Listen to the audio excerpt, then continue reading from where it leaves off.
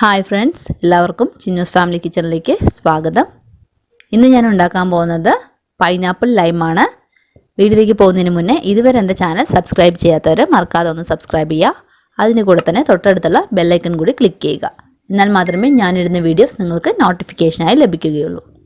ഇനി നമുക്ക് നമ്മുടെ ജ്യൂസ് ഉണ്ടാക്കാൻ തുടങ്ങാം. അതിനുവേണ്ടി ഒരു മിക്സിയുടെ ജാർ എടുത്ത് വെച്ചിട്ടുണ്ട്. ഇതിലേക്ക് 5 പീസ് പൈനാപ്പിളാണ് ഞാൻ ഇട്ട് കൊടുക്കുന്നത്. ഞാനിവിടെ ഏകദേശം 2 ഗ്ലാസ് ജ്യൂസാണ് ഉണ്ടാക്കുന്നത്. ഇനി ഇതിലേക്ക് 1.5 ടേബിൾ സ്പൂൺ നാരങ്ങ നീര് കൂടി ചേർത്ത് കൊടുക്കുക. പിന്നെ വേണ്ടത് പഞ്ചസാരയാണ്. ഞാനിവിടെ 4 ടേബിൾ സ്പൂൺ പഞ്ചസാര ഇട്ട് കൊടുക്കുന്നുണ്ട്. ഇനി വേണ്ടത് നല്ല തണുത്ത വെള്ളമാണ്. നമുക്കിത് ഒരു 2 ഗ്ലാസോളം നമുക്കിതിലേക്ക് ഒഴിച്ചു കൊടുക്കാം. ഇനി ഇത് നന്നായിട്ട് അടിച്ചെടുത്തിട്ട് വരാം. ഞാനിത് നന്നായിട്ട് അടിച്ചെടുത്തിട്ട് വന്നിട്ടുണ്ട്. ഇനി ഒരു പാത്രത്തിലേക്ക് ഇതൊന്ന് അരിച്ചൊഴിക്കാം.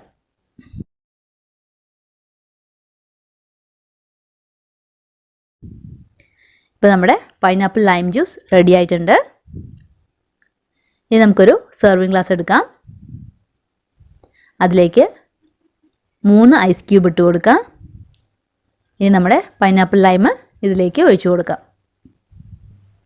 ഇപ്പോൾ നമ്മുടെ പൈനാപ്പിൾ ലൈം റെഡി ആയിട്ടുണ്ട്.